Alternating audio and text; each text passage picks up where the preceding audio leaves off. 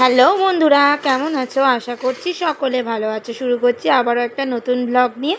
তো আজকে তো সকালবেলা ঘুম থেকে উঠে পড়েছে, আর আজকে রবিবার।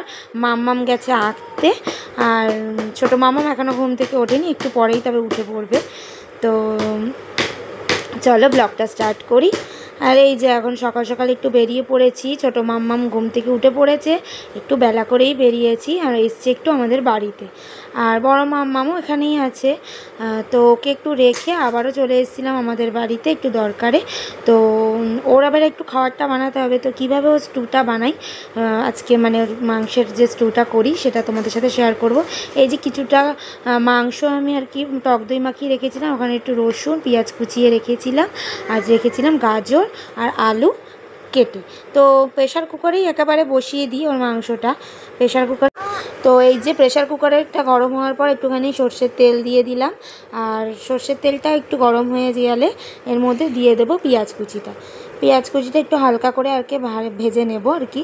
একটু হালকা কালারটা মানে একটু চলে এলে, লালচে কালারটা চলে এলে তার মধ্যে দিয়ে দেবো যে মানে রসুনটা আর কি কুচিয়ে রাখিনি, রসুনটা রেখেছিলাম একটুখানি আর কি ঘষিনু দিয়ে ঘষে। তো ওর মাংস স্টুটা আদা দেবো না, শুধু রসুন দিয়েই করব। আর এই যে এখন আমি রসুনটাও দিয়ে দিলাম, পেঁয়াজটা একটু দেখতেই পাচ্ছ একটু লালচে লালচে হয়ে গেছে। তো এরপরে আমি দিয়ে দিলাম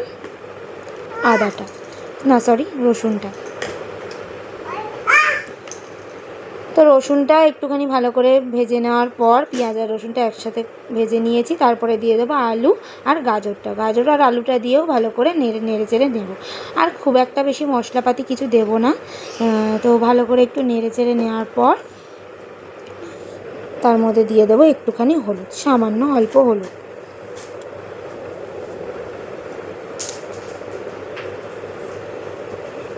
তো হলুদ দিয়েও একটু ভালো করে নেড়ে চেড়ে নিলাম।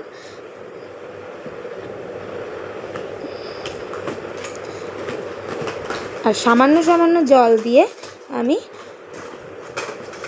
ভালো করে কষিয়ে নেব। এরপরে আমি দিয়ে রেখেছিলাম যেটা ম্যারিনেট করে আর কি, যে মাংসটা আমি ম্যারিনেট করে রেখেছিলাম, সেই ম্যারিনেট করা মাংসটা ওর মধ্যে দিয়ে ভালো করে, তো ম্যারিনেট করা মাংসটা দিয়ে ভালো করে কষে নেব। আর টক দই মাখানোর কারণ হচ্ছে মাংসটা একটু নরম হয়, ও বাচ্চা মানুষ তো মাংসটা ভালো করে নরম না হলে ও খেতে পারবে না, মানে ছিবড়ে লাগবে মুখে। ওই জন্য আমি একটু কিছুক্ষণের জন্য ম্যারিনেটের জন্য টক দই আর একটু লবণ মাখিয়ে রেখেছিলাম। তো এই যে দেখো ভালো করে একটু কষিয়ে নিয়েছি অল্প সামান্য, যেহেতু মশলা দিইনি খুব একটা, সেহেতু একটুখানি রঙটা খুব একটা আসেনি। রঙের দরকারও পড়ে না, কারণ মাম্মাম এটা খেতেই খুব ভালোবাসে, আর হালকা ফুলকা করেই আর কি আমি করেছি, কারণ মাম্মাম খাবে বলে। ও খাবে, তো ওর জন্য খুব একটা মশলা ভালো নয়।